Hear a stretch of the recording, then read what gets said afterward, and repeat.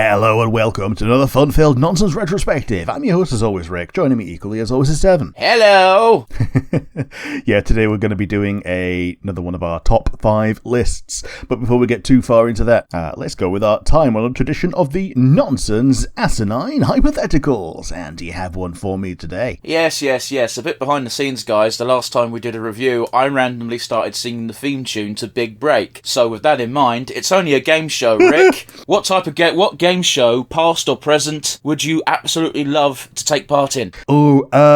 So I think I'd like to take part in Catchphrase. And it's had multiple incarnations by the time I've been alive. And it's always really easy when you're watching it, and it's always really frustrating when you're on the spot. So I'd probably make a tit of myself, but it'd be interesting to see how far I get. I'm absolutely with you. Like, it's one of those really, it's one of those where you watch along with a quiz show or something, and you bang them out, and you know for a fact in the back of your mind, if I was there though, I'd probably struggle more. Yeah, absolutely. If you're there, you will be blanking. Also, sometimes I'm on a different wavelength to the quiz makers, so I just cannot get what they're trying to portray, and sometimes I'm just bash, no problem getting them all. So I guess it depends on the day sometimes. Yeah, and speaking of Catchphrase having multiple iterations, the one of the more recent ones has started like incorporating celebrity faces into the catchphrase to give you a bit of a clue, and it's like, I don't know half of these people, so therefore I'm fucked. Yeah, that would really mess with me. Like, I can get most turns of phrase. Some of them I don't know because, I'm not Southern enough or from the 80s enough. Like, I was born in the 80s, but I wasn't conscious. So yeah, I'd struggle with some things, but like you say, I would really struggle with these celebrity names where they put like a footballer as they call them. Yeah, that's the clue. And it's like the Andes, and it's like Andy Cole and I don't know, another fucking bloke called Andy. Let's see, I can only think of one fucking famous person called Andy, and that was a footballer from the 90s. I think Andy Dick was a murderer or something. Yeah. Okay. Same question, names reversed. What would you bring back as, or like to participate in? Sorry. I mean, as a game show contestant for a show, living or dead. I mean, similar sort of time frame from when it started. Like straight up Bullseye. Yeah. Bullseye looked like a fun game to play. Yeah. Helps if you're good at darts. Actually, no, you don't even have to be good at darts because you've got dart players on your behalf, haven't you? Sort of. Because you go in as a pair and one of you is the dart player for the pair, but like darts isn't a hard game. I've played enough darts that I would be not awful, if you get me. Sure. You just need like some kind of coordination to be able to throw the metal at the hole.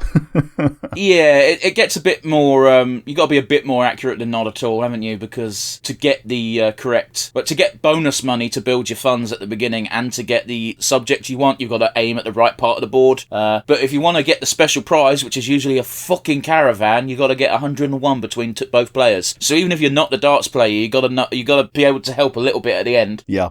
I remember when I was playing darts at a friend's house, missed the dartboard and it bounced off and it lodged in a pipe with the retard strength with which I threw it. Yeah, I'm maybe not the best person to play darts with. I mean, it happens to everyone. I used to have a dartboard set up in the kitchen of my old house, so we're talking about 10 plus years ago, or 9 plus years ago, whatever, and it was a regular occurrence for, like, if you hit the metal on the dartboard, your dart will just bounce off. At one point, we caused a radiator leak because the dart fell off and hit the pipe connecting to the radiator. Yep. But yeah, it's got nothing to do with strength. It's like, if you throw a dart, darts are very small, so therefore they go hard. Yes. But yeah, Bullseye feels like it'll be a fun one, and like, come on. You're better at voices than me. Do you want to give us a Bully special prize? And Bully special prize! The funniest thing about that is Discord completely went, this cannot possibly be human noises, so silenced you. And then the good old, let's see what you could have won. Oh, dude. Rest in peace, Jim Bowen. Yeah, absolutely. But mine for you, I didn't actually mention what we were doing today, other than that we're doing a top 5. We're doing top 5 waifus of Fire Emblem Waifus. Waifus are waifus, indeed. But my question to you is... It's waifus all the way down. Yeah. You have to. My question for you is thus: you have to pick a husbando from Fire Emblem. It's up to you whether you are yourself or if you've been turned into someone more compatible. Who do you pick as your husbando? Well, I'm going to have to Google very quickly because I know who I want. I just can't remember their name. Sure. You'll be hearing my tippy taps in the audio. It's okay. I've got theme tunes from old bloody game shows stuck in my head now. I'm gonna be sniggering you tonight. I will pick Forest from Fire Emblem Fates. Okay. Yeah. Is that the one who's dressed like a girl? Yeah, dressed like a girl, looks like a girl, makes it very apparent that he does not want to be treated like a girl. However, treats himself like a girl. well, it's more that he doesn't want to be called a girl. Like he likes frilly things and traditionally girly things, but that doesn't make someone a girl, does it? No. Unfortunately, no, it doesn't, because if it did, then it would be very easy for people to just transition. Well, okay, you know what I mean, though, because like you can like feminine things and not associate yourself with being a girl. That's what I meant. Yeah. But you anyway, can like things without identifying. Yeah. But anyway, same question reversed. Yeah, I'm going to go with Fagado. I brought this up with a friend of mine that we were talking about the other day, and we talked about Hector, and she immediately went, "Oh man, no, I can't pick Hector. He just behaves too much like my dad." And then I went, "Well, what about Fagado?" And she went, "Ooh, yes." And yeah, I got to agree with her. Fagado is such a fun character to be around, and yeah, I think he treat you right. Yeah, fair enough, man. But yeah, let's get into our actual top 5. We're going of Fire Emblem Waifus. We're going on the whole character, if possible, to the point that, yeah, some characters are disqualified based on being absolutely fucking awful people. So, yes, with that in mind, who's your number 5? Yeah, Rick, I have a suspicion that my top 5 list is going to be easy to predict by pretty much anybody. Yep. Number 5 is Flavia from Fire Emblem Awakening. Ah, yes. Is she the West Khan or the East Khan? I don't know, the one that isn't Basilos. Yep. I gotta be honest with you, I know they're both Khans of, I can't even remember the nation, but I know they're both Khans of it. I don't remember which one specifically which. It seems like a really stupid system of governments, truth be told. Yeah, Ragnar Ferox. Yeah. I've always said Faro, but yeah, I guess Ferox makes more sense because there's no U in it. Yep. But yeah, it's one of those where, yeah, traditional, strong, buff warrior woman. She doesn't take any shit in her support dialogues. The reason why she is so low is because you get her like 3, maybe 4 chapters before the game fucking ends. Yes. And that's even if you do pick her as your one that wants to join you, i.e. you don't pick her early on because the other one joins you as an NPC. I'm sorry, what? Doesn't one of them join you as an NPC, but the one you don't pick goes off and, in inverted commas, dies and then comes back right at the end? No, it's always the same way around. It's always Basila who does that. Okay. You don't get a choice, because I forget who it is, but someone gets a vision that Basilo has to die at X, so they go, cool, we'll use this, so he dies, but as you say, it's all a plot. Haha. Yeah. But yeah, Flavia ticks a lot of boxes. I've seen precisely one piece of fan art of her where she just takes Crom. It's like, Crom, you're mine now, and runs away. And it's one of the funniest things I've ever seen. But yeah, that's my spoiler alert, guys. I'm pretty much only picking characters from Awakenings onwards because those are the only games I've played. Rick might have a bit more of a repertoire than I do. Speaking of, Rick, who's your number 5? My number 5 is good old Bernie. She is such a absolute 100% total cutie. I want to ruffle her hair, give her treats, and make sure she never has to leave the house again if she doesn't want to. What, Bernadetta, you mean? Yeah, Bernadetta from Three Houses. Yeah. And, by extension, Three Hopes. Yeah, she gets one of the better glow-ups. She does.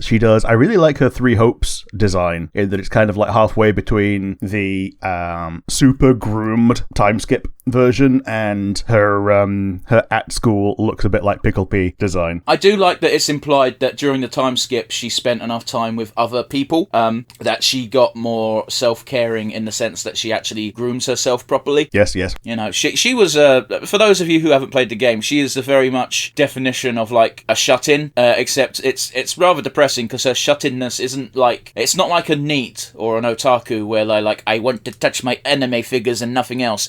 She is scared to be around other people because her life sucked.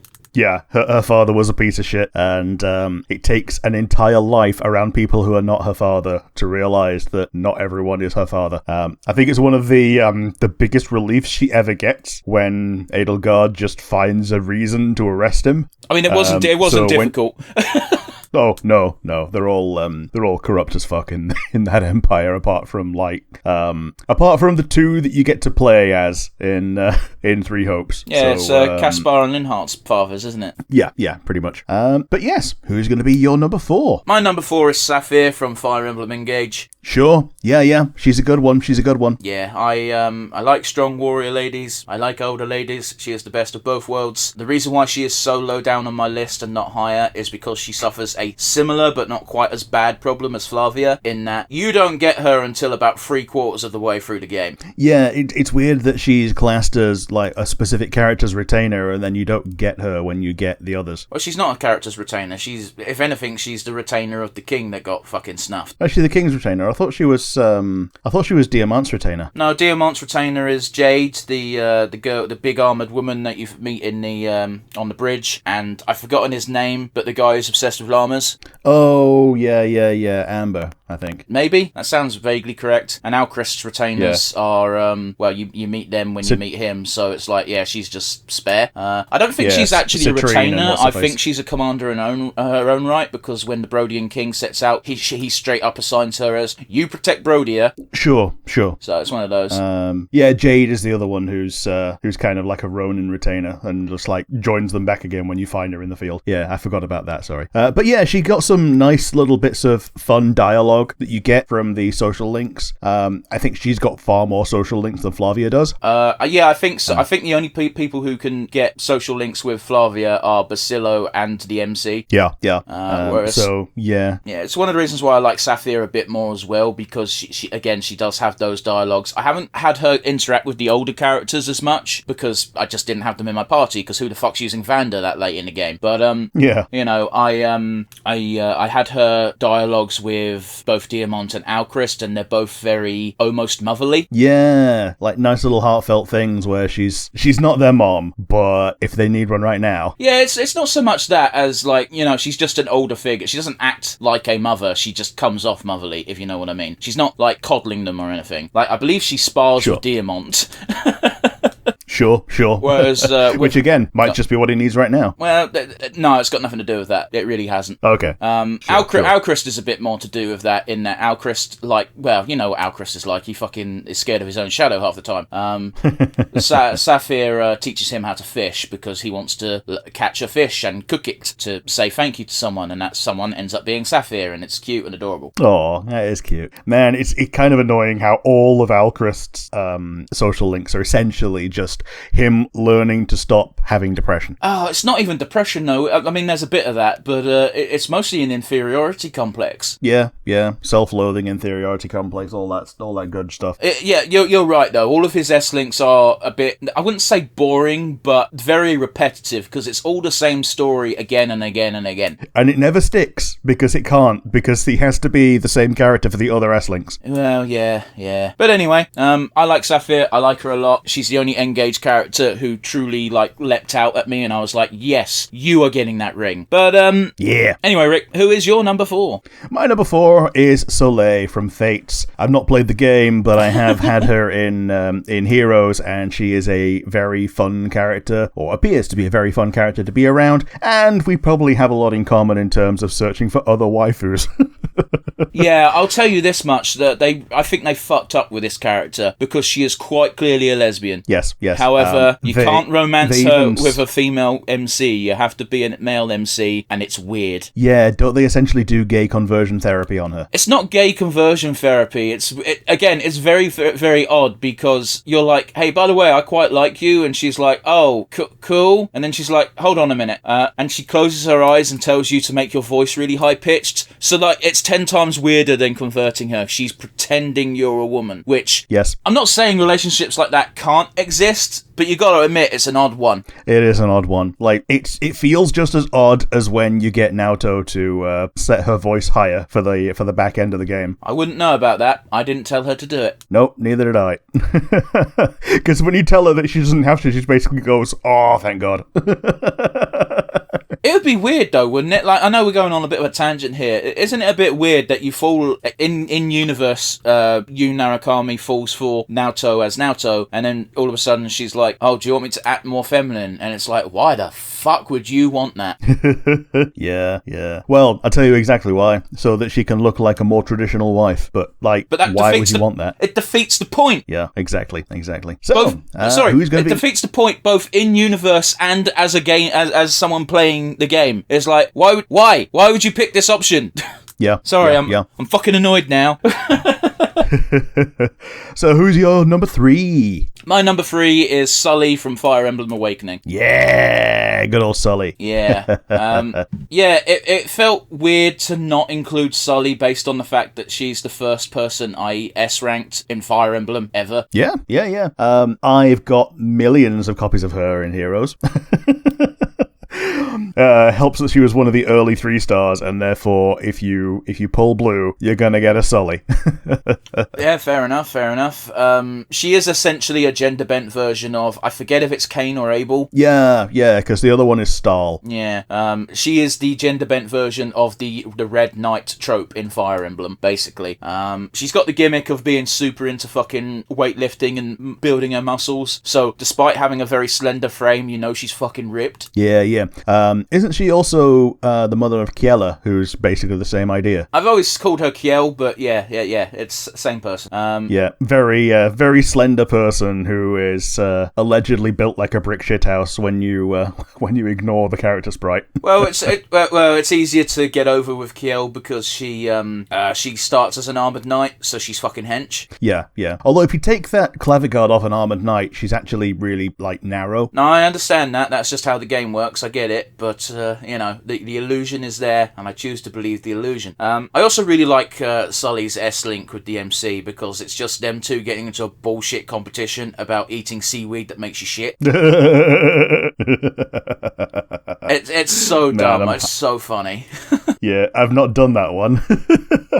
Yeah, you ask Sully for some some tips to build muscle, because Robin is, well, he's good with sword and magic, but apparently he can be better, which, whatever. And yeah, he gets into a weight-losing competition with Sully, and he eats some seaweed, and he's like, it's really implied that he's just shitting his guts out. And then the next one is, something along the lines of Sully being like, oh, he's overtaking me in the weight loss thing, so she takes a seaweed, and she's like,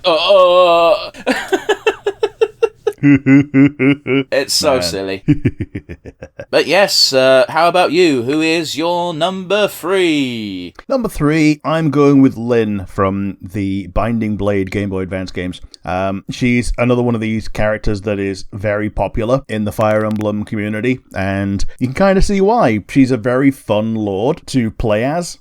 She's a dual wielder / archer, and she's rather boing boing when you get the official art of her, and when you play as her in Warriors. I started to really like this character when I played as her in Warriors. So that's part of it. Like, she's really fun. She's not quite the Lubu of Fire Emblem Warriors, but she might as well be for how OP she is in the base game. So yeah, she earns my spot. Fair enough. She's a very useful emblem ring. Yes. Although it's weird how she's pretty much a perfect emblem ring for Alchrist, and yet her support with him is just her basically apologizing for killing his dad and him just finally just accepting it. Yeah, but that's dumb though, isn't it? Because everybody, it's like, that wasn't you. Yeah, she basically goes, yeah, if it makes you feel any better, please just treat me as a tool until you're willing to talk. That's dumb. I don't know why you'd pair her with Alchrist anyway. I like giving Alchrist someone a bit more diverse than just another bow. Sure. Sure. I mean, her thing is a bow, so I gave it to Bow Guy. Yeah, but I gave him Byleth, and Byleth works a lot better on him. Sure. But yeah, you can tell how popular Lynn is based on the fact that apart from Camilla, she's had a fucking almost the most amount of versions in Heroes. In fact, I think she was the first one to be able to have an entire party of herself. Well then. Yeah, like even before Camilla Emblem was a thing, you could have Lynn Emblem. But yeah, who's going to be your number 2? My number 2 is Reyna from Fire Emblem Fates, Birthright, and/or Revelations. Okay, I've not seen this character. Okay, she is a Kinshi Knight, which is basically that game's version of Pegasus Knights. She comes in about halfway through the game, so she's not quite as late game as Flavia and Saphir even, but you know, she's there. She's an advanced unit, so of course she's going to be quite late in. I believe they use spears and bows, so I think it's like the first inclination that you can have a flying archer unit. Sure. But yeah, she is gone. And she's a regular character, not a child character. She's not. I think I know all the child characters. Yeah, she's not a child character. She's one of Makoto's retainers, so the mother character that dies really early on in the game. Sure. Okay. She's got a dual sort of personality in the sense that when she's on the battlefield, she is a fucking savage. She talks constantly about wanting to rip her enemies to shreds, and then you get back to camp, and she is literally the mother of the group. Oh. She is she's like, have you got your sandwiches? Did you wash behind your ears? All that sort of thing. And yeah, she's a slightly older character. It's a bit of a theme, I know. She's got a scar on her face, so she's battle hardened. And yeah, it's just that I like the mix of hard and soft. Yeah, good stuff. Yeah, and her S-Link with the main character, because I don't think she can S-Link with anyone else. She might be able to S-Link with Saizo. Okay. She basically goes like she'd given up the chance of being romantic with anyone ever since she became a warrior, because it's like, who the fuck wants this? And it's like, I think you don't understand how many boxes this fucking ticks. Yeah. And yeah, adorable. I don't know if you know this, Rick, because I know you didn't play Fates, but there was a touching minigame in Fates, which was very weird, but also very cute, where occasionally when you went into your household, you'd have to gently awaken the person that you were with, and it was really funny, because if you didn't know how to play the game like me, so the first time you did it, is you tap it with the stylus, and the character just goes, what the fuck? Because you whack him in the face. Yeah, it's meant to be like pinching cheeks and patting heads, isn't it? But yeah, it's weird and it shouldn't have been included, but it did make a very funny moment when I just fucking slapped someone in the head. It also got nerfed from the original Japanese, where it was called skinship mode.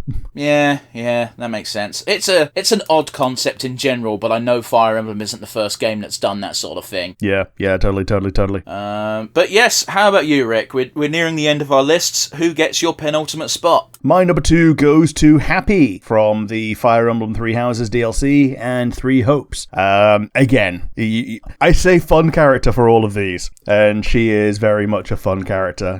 She's a deadpan person with a great sense of humour, but you'd not know it unless you actually listen to what she says. Yeah, and also you learn you learn very early on. If you try hard enough, you'll learn early on that there is a reason for why she's so deadpan. Yeah, whenever she sighs, a monster comes out somewhere very close by, and nobody knows why this is. It's just such an arbitrary thing, and yet it's 100% accurate 100% of the time. Well, it's got something to do with her crest, Rick. Oh yeah, I mean, it's her crest, but like, it's such a weird power to have from a crest compared to, it makes you hit things harder, or it makes you immune to poison, or, normal crest things. I mean, that's probably why the 4 people who have these weird crests they're called forbidden crests.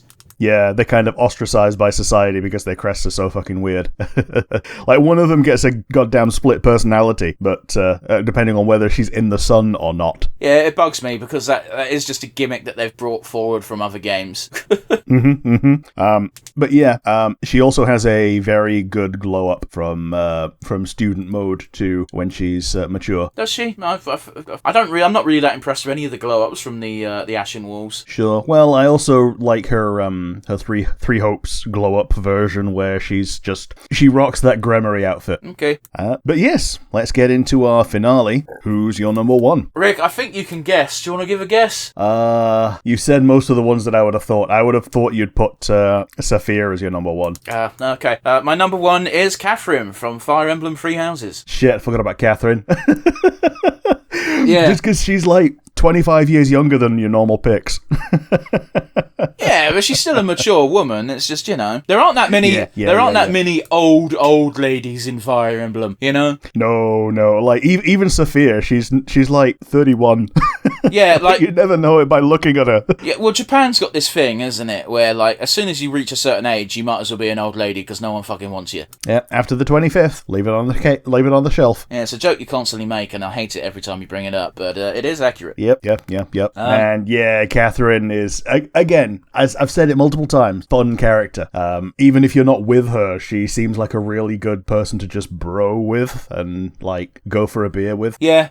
And they do something cool with the character in Free Hopes, where they make both her and Shamir canonically bisexual. Yeah, it's great. Which it's something that tends to not crop up in any media because it's like, well, characters with X characters, so they might as well be lesbian or they might as well be straight. But just because you're with one gender or the other doesn't mean you automatically stop being bisexual.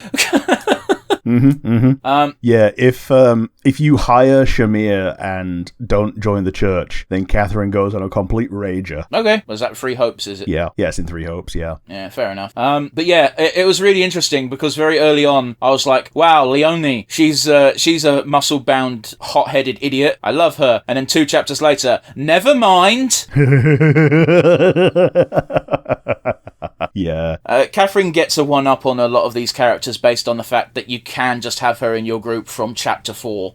Yeah, you can. Unless you're on the Black Eagle route, in which case you got to wait till chapter 11 and, choose to side with the church. Yeah, because otherwise, yeah, she's not having any part of it. I only actually played Black Eagles for Three Houses, so I missed out quite a lot of content. Whereas in Three Hopes, I just played the game over and over again. Yeah, that's fair. Yeah, if you do multiple playthroughs of Three Houses, up until chapter 11 is very boring because it's pretty much the same game 4 times. And you can't even really skip things other than, having a powerful guy and bullshitting your way through things. I mean, that is easy to do because you do keep all of, you get those bonus points that make buy left make things easier. Yes, yeah. And, you can buy social link social link levels with people you've already bead and aid in the past, can't you? You can do that, and more importantly, you can also unlock previous weapon ranks. So if you recruit, I don't know, let's say you do your first playthrough on Golden Deer and then decide to do the Blue Lions, and you're like, fine, fuck it, I'll recruit Leonie. You can instantly make her an S tier Lance because you probably did that in your previous playthrough. Sweet, stuff like that. But yeah, Catherine's great. She's a fun character. She's a warrior, which all of my characters have been warriors. Go figure. She's not a teenager. I don't know how old she's meant to be, but she's at least mid-20s. Yeah. It's implied she's the same kind of age as Shamir, I think is like 24. Sure. It's been alluded to that she has a weird backstory because that character calls her Thunderstrike Cassandra. Yeah, and she basically goes, no, that's not my name no more. I've been sainted, bitch. Something like that. She clearly has a crush on Rhea. Yes. I mean, who wouldn't? Look at her. If Rhea was a playable character, I'd have been tempted to put her on the list because she too is a warrior lady and she definitely fits the age bracket. Yeah, I kind of mentally disqualified her based on most of her personality when I interact with her. She's either standoffish and mommy-ish because she's actually your nan, or she's in full-blown murder everything mode and everything includes you because you're against her. Well, it's very interesting in Silver Snow route in Fire Emblem Three Houses because the final boss is, spoiler, Rhea again because she gets turned mad. Yeah, she uses too much of her Nope. her brain power, yeah. No, it's not even that. Like, she has residue infection and it overtakes her. Okay. Got nothing to do with her using too much power or energy. Because up until that point, you've got this really calm before the storm where everything's just chill at the monastery. And then it's like, something's happening, Professor. And it's like, oh, for fuck's sake. Anyway, you don't have to... Again, it's one of those weird things where you can only save Rhea if you romance her in most playthroughs. Yeah, and you can only S-link her in that one. You can S-link her in Lions, I think. Can you? Okay. I didn't think you could S-tier her in Lions. I thought it was church route only. It's been a moment. It's been a minute, Rick. I could be talking shit. But yeah, not only is Catherine just like a fun character, clearly ripped because she's a warrior of high standing, she's also got a big fan following in that I believe she's got a lot of images drawn of her on certain websites. But in a more innocent manner, one of my favourite ones is a compilation of just Catherine doing Catherine things, including things of just like, hey, Professor, think fast. And it's just like, what? And there's a little caption pointing to her hand just saying, just yeeted a knife. She's fun. She's very fun. I like pairing her with either the main character or Shamir, even though she doesn't get an ending with Shamir in the base game. Well, she might, but not a romantic one in the base game. Yeah, I think it's one of those where they get a like a little epilogue, but the only ones that are romantic that are not romances are I think Dorothea and Petra. Yeah, Petra. Dorothea and Petra. Like they can't they can't S-link, or sorry, they can't A, well, they can A, but they it's not romantic until the epilogue. Yeah, but Catherine and Shamir just are pure platonic in houses, which is why I'm like, cool, that's cool, they changed that in hopes, because there's clearly something there. Yup. But yes, Rick, I've waffled enough about Catherine, went on a bit of a rant about Rhea, because How about you? Who is your final pick for our top 5 Fire Emblem waifus? This is one who I think would have made your list if you played it. But from Fire Emblem Heroes, it is Princess Dagger. She is a Jotunheimer princess. She's a twin, and she's the fun twin. The serious twin is fun to watch and mess with, but let's be honest, the one who's messing with her is the fun twin. She's a tall muscle lady, and even when things are at their darkest, she's there to give that winning smile and to flex and to make sure everything's okay. Yeah, fair enough. There's not much I can input here, so you're just gonna have to gush about her. Yeah, she also started getting alts before she was released. Okay, that's dumb. It was one of those of will they, won't they let us have them as a playable character, because when they're introduced, they're essentially an enemy faction, and very quickly they go, nah, they're not actually an enemy faction. It's just another country. You went as a different princess, and they're actually okay with you now, especially once you've defeated the plot. Well, that's kind of a moot point in Heroes, because for fuck's sake, you got the Fire King as a fucking rollable character, so it's not like them being an enemy as a factor. Yeah. Once they're killed, they become summonable usually. Whereas I think both characters were alive when they became summonable in Heroes. Princess Not, the twin, does die during the plot, which leaves Dagger as the only candidate for Queen of Jotunheim. Like, I'd care more if that wasn't a plot they've used like 3 times already in Heroes. Yeah. Like the actual candidate dies, and so the one who was never meant to be the candidate actually ends up going on the throne. It's the Henry VIII problem, really, ain't it? Like, the one who's always been a goof off and has no interest in ruling ends up being the one that has to do it. Was that the case of Henry VIII? Well, maybe it was. In that, his older brother, like, he married his older brother's wife, didn't he? To begin with. Yeah. But it's his older brother was meant to be king, but he died. Yeah. It's one of those weird ones where Henry VIII was an oaf, but weirdly, he's not the worst king we've had. Well, based on the fact that we've seen worse, but then again, he probably had a hand in making sure history would remember him at least well, and he also had. Here's a spoiler for you, Rick. We have a unique perspective here because we're British. We have to learn about him. No one else does. No, and he's one of the first things that you think of when you think of a figure from the past. Well, maybe for you, because it's a lot easier to think of Henry VIII than it is to think about Hitler and not have to think about all the things that he did. I think you're coming at that from the wrong angle, and I appreciate this may not be the right podcast to talk about this, but again, there's a lot of indoctrination. We learn about Henry VIII pretty much first lost in history, and then he keeps coming up. It's got nothing to do with it's easier to remember because he's more recognisable. It's drilled into our heads from a young age. There's a reason why there's a lot of royalists in this country. It's because we're taught from a young age, the king and queen are very important. Here's this important person from 2022. Yeah, and you get top marks for getting things right. That's kind of the problem with things that you get taught in school. But oh well. And yeah, I always used to hate history for how they used to repeat the same lessons a couple of years later, because like it felt like they never added anything. But that's just me. It's that age-old thing, Rick, which we will always come back to, where it's weird that once you reach a certain age and you want to learn about things, it's easy to learn those things because it's something you're interested in, as opposed to in school where it's like, you gotta learn this. Some things you gotta learn, yes. Learn how to speak, learn how to write, learn how to do the maths. You don't have to learn about King Henry and his 6 lives. Yep. So, I think that's about good enough for us today. There's not really much of a point in a MVP or anything. Do you have any honourable mentions who didn't make the list for one reason or another? Yes, I have 2 honourable mentions. Go ahead. The first honourable mention is Lucina, because it feels wrong not to bring her up because she was such an iconic character. However, she just doesn't tick enough boxes for me. Also, she's a bit on the young side for my liking. Well, I would say that for all of these, you are assumed to be the relevant age, and so are they. So, if that means you are the same age as them and you're having a childhood romance rather than, well, it's less that she's doing everything. Again, I don't even see Lucina as a child, because I believe she's like 18 when you meet her. It's not my jam, She doesn't. Sure. She's cool and all, but I don't want to fuck her. Yeah, it's one of those of, 18-year-olds are a great fantasy and all, but have you met an 18-year-old? If that's the way you want to take it, then that's fine. That's not where I was going at, but sure. I too have watched Jim Jeffries. But yeah, my second honourable mention is actually going to be... I've forgotten her name. Berica, that's it, Berica. She's one of Camilla's retainers. Sure.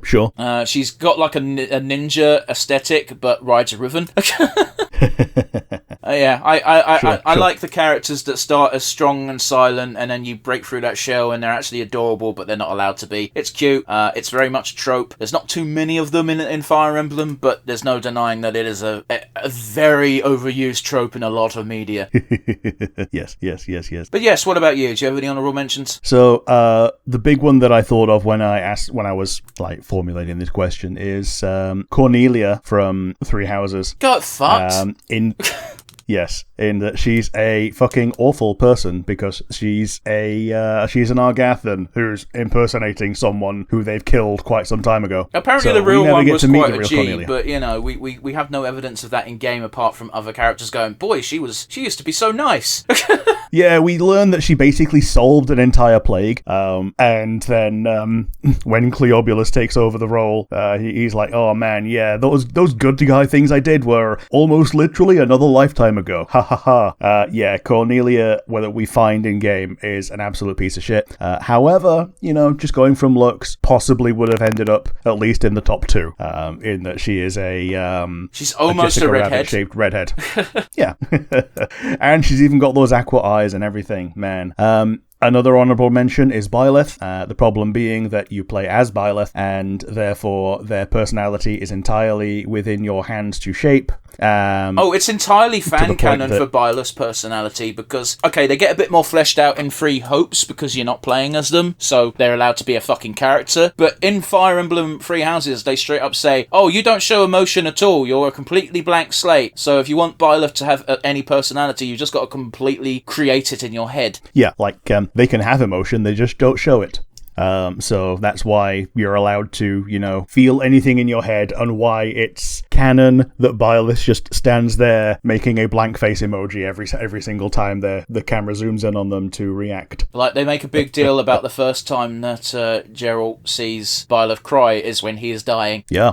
And my number one honourable mention, and I'm sure you're shocked that she didn't show up in the top 5, is Camilla, and it's because when you're romancing her as the main character, even though you're not blood related, that's no excuse. I mean, the ickiest thing about it is the fact that she is constantly bringing up the fact that you are her brother, and when you're about to cross that threshold, she's like, "Yeah, but you're not really, so it's fine." And it's like, Japan's always been a bit wishy-washy with their incest bullshit anyway, but it's a bit on the nose, isn't it? Yeah, I think in Japan, like, kissing cousins is meant to be a normal thing. I don't think it's even that. It's just in their media, they're a lot more okay with it. Like, if you have a harem manga, it is by law one has to be your sister that isn't quite your sister. Yeah, like stepbro or stepsister or whatever. Yeah.